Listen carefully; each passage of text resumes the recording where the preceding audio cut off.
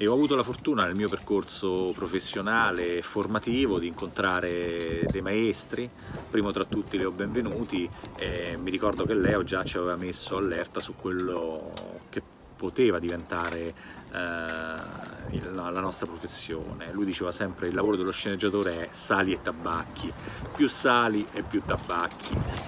e insomma, come dargli torto, è così. Mi piace molto lavorare da solo, scrivere, buttare giù nuove idee, nuove storie, ma devo dire che le grandi soddisfazioni si provano quando si lavora in coppia, quando si lavora in un gruppo. Io lavoro spesso con Menotti e ci sono dei giorni in cui veramente si ha la sensazione che non ci sono due cervelli distinti, ma uno più grande, perché abbiamo proprio quell'unità di visione,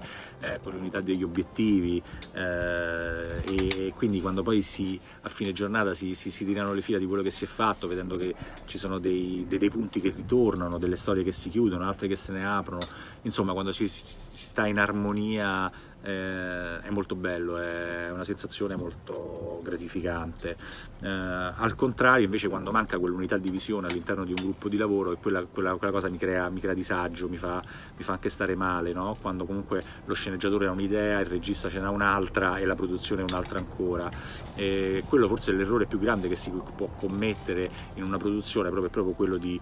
non, soprattutto per le serie televisive, di non avere e di non proteggere la visione unica che magari è di colui che ha creato lo show. Imparare a fare lo sceneggiatore. Il modo migliore è farsi un bagaglio di emozioni, di sensazioni e metterlo da parte, e poi ogni volta che hai dei personaggi, delle storie, dei conflitti, lo vai a ripescare in quell'immaginario. E consiglio sempre che forse la migliore scuola di sceneggiatura in assoluto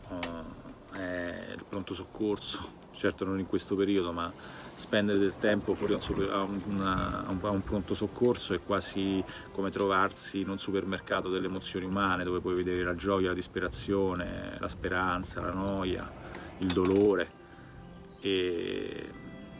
è veramente una fonte di grande ispirazione,